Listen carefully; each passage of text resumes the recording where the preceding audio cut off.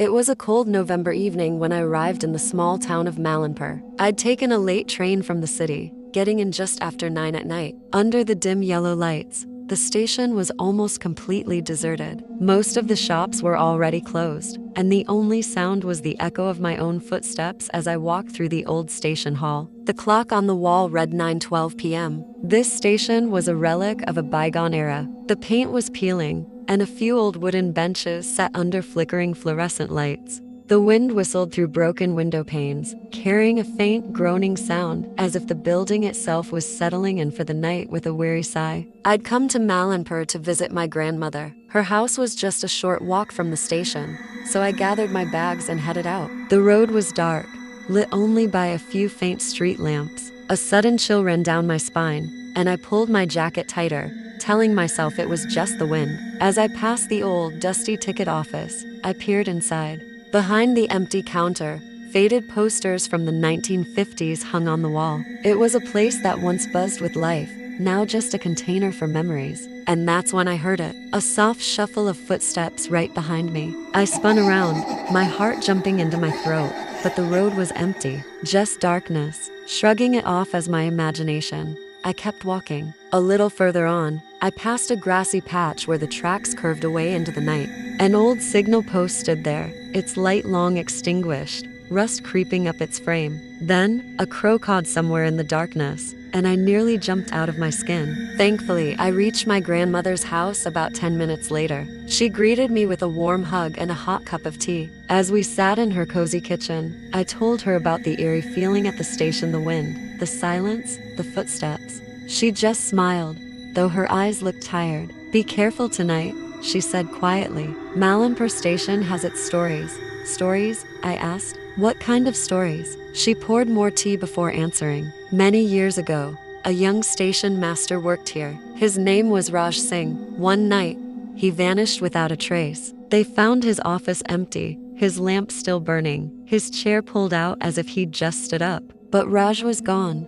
I raised an eyebrow. "Gone where?" "No one knows," she said. "Some say he wandered onto the tracks by accident. Others believe he met someone that night and simply left with them. Ever since, people say that at 9:12 each night, you can still hear his footsteps on the platform. They say he still guards the station, frozen at the very hour he disappeared." I offered a polite smile, but a nervous flutter started in my stomach. I finished my tea and went to bed, but sleep wouldn't come. The story of the station master kept replaying in my mind. Around midnight, on a sudden, strange impulse, I decided I had to go back. Quietly, I slipped out of the house and made my way back to the station, my phone's flashlight cutting a weak path through the darkness.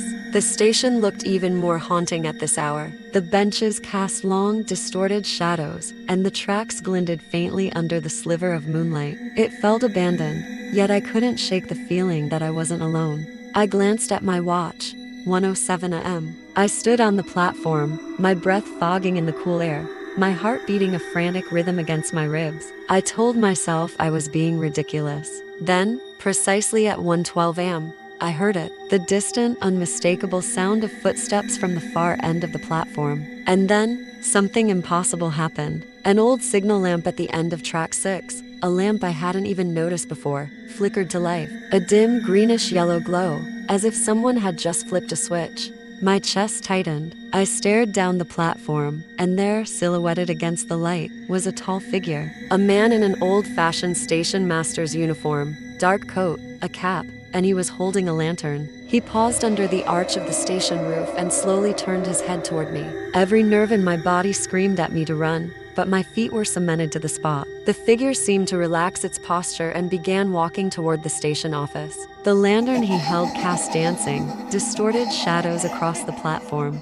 And then, I watched in disbelief as he passed straight through the glass of the ticket counter window without opening a door or breaking the pane. He just vanished behind the glass. My breath caught in my throat. I took a hesitant step forward, and at that exact moment, the lantern's light inside the office flickered and went out. The signal lamp went dark. The platform was plunged back into blackness. I frantically waved my phone's flashlight around. There was nothing, just an empty platform and silent tracks. My heart was hammering. I turned and sprinted back to my grandmother's house. fumbling with the lock before tumbling inside. I sat at the kitchen table, trembling, the warmth of the house slowly chasing away the bone-deep chill. When my grandmother came downstairs, I told her everything I'd seen. She simply nodded. Yes, you saw him. The hour is different now, but he still returns. He still watches over his station. But why? I asked, my voice barely a whisper. Why does he stay?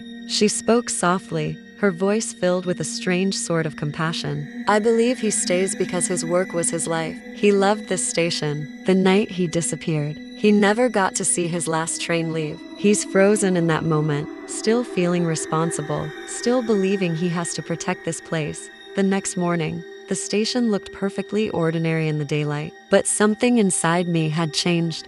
That evening, my last in Malinpur, I felt an inexplicable pull to return. I arrived at 9:10 p.m. The station was quiet, no wind, no strange noises. At exactly 9:12 p.m., it began. The echo of footsteps, the flicker of the signal lamp, and the appearance of the figure, lantern in hand. This time, he paused closer to me. No words were spoken, but I felt his gaze a look of profound sadness, but also of unwavering devotion. He stared down the tracks, then turned to me and gave a slow, deliberate nod. Swallowing hard, I took a step forward. You're still here, I whispered. The figure simply nodded again, raising his lantern high. The soft light illuminated the tracks stretching into the darkness. Is there something you want me to know? I asked quietly. In response, the figure raised his lantern towards the signal post. Its light flickered from green to red, then green, then red again. A warning. I understood. I stepped back from the platform edge. The figure turned, walked towards the office, passed through the window, and vanished. The next day, before leaving for the city, I went to the station one last time. As I passed the ticket office, I noticed something on a hook inside. A navy blue station master's cap, old-fashioned but clean. I reached through the broken pane and touched it. It was ice cold. I took out a small piece of paper and tucked it inside the cap. It read, "Thank you for your watch." Then, remembering my grandmother's words, I closed my eyes and whispered, "You can rest now. You don't have to wait anymore." Weeks later, back in my city apartment, I found myself glancing at the clock. It was 9:12 p.m. A shiver ran down my spine, but then I smiled. I thought of the old station, the quiet guard, and I whispered to the empty room, "I'll visit again." And I know that somewhere, in a small town called Malinpur, a lantern glows on an empty platform as a lonely figure in an old uniform continues his watch, waiting for a train that will never arrive. If you've ever felt a connection to a place that seems to hold echoes of the past, let me know in the comments. And if you enjoyed this story, please consider liking and subscribing for more journeys into the unknown. Thanks for watching.